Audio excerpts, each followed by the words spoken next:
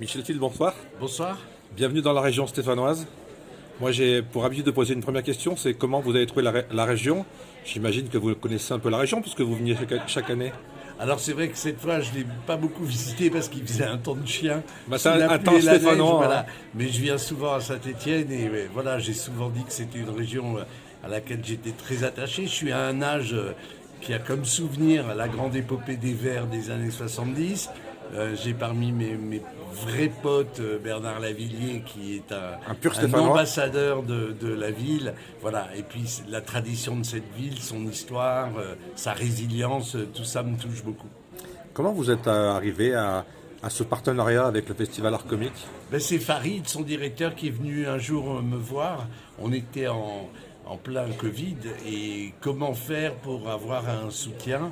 Et c'est vrai que quand il m'a expliqué ce qu'il faisait, qui n'était pas seulement de réunir des comiques, mais aussi d'entreprendre plein d'actions dans les quartiers, avec les prisonniers, avec les malades, avec les jeunes scolarisés, je me suis dit que ce festival, voilà, il avait une dimension de société qui dépassait le simple fait de faire du spectacle et que ça correspondait bien aux valeurs du service public. Donc France Télévisions s'est engagé en partenariat.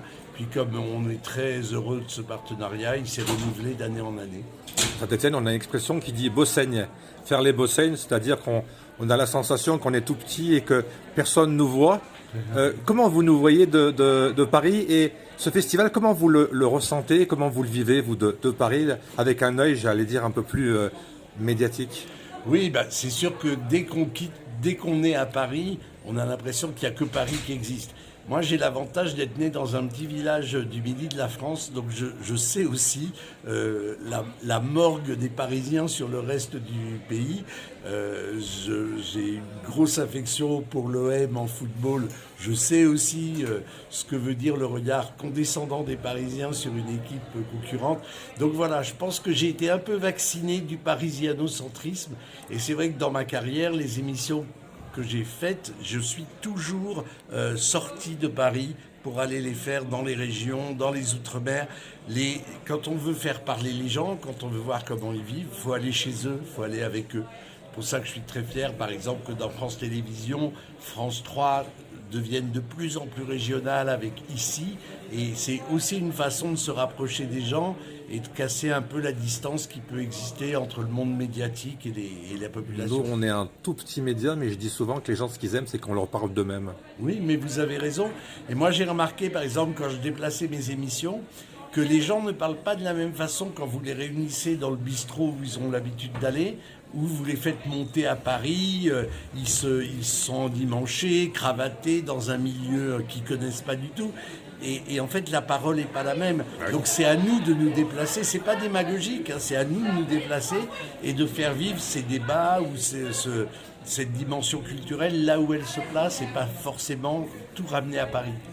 Pour conclure, cette captation de ce spectacle va être diffusée sur Culture Box. Culture Box, finalement, ça s'adresse à quel public?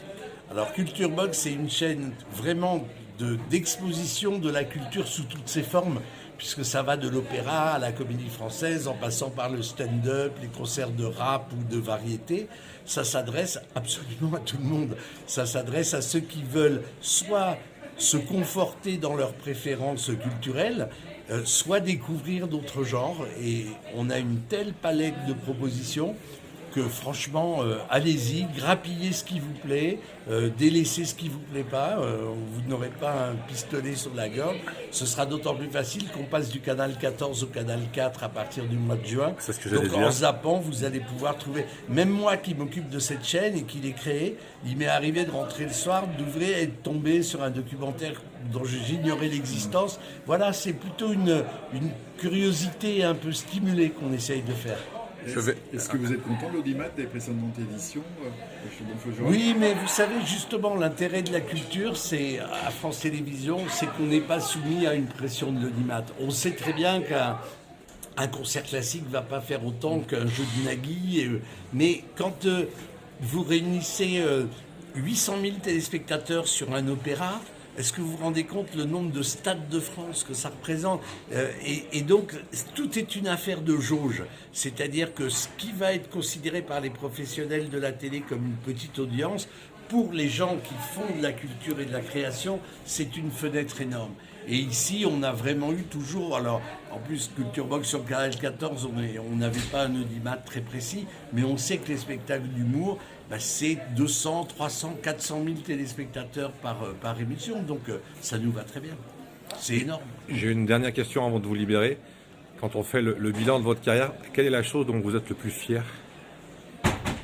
Peut-être d'avoir essayé de rester le prof de philo que j'étais au début de ma carrière avant d'être rattrapé et mangé par les petits cochons médiatiques, et d'avoir eu toujours cette passion de transmettre et de mettre en rapport des mondes et des univers qui quelquefois ne se connaissent pas ou s'ignorent ou pensent être très lointains alors qu'ils ne le sont pas. Voilà, je suis un peu resté un prof à la télé, je crois. Michel Fil, merci beaucoup. Merci à vous. Et comme vous avez pu voir, à Saint-Étienne, il n'y a pas que le foot, il y a aussi la culture. Ah ben c'est clair.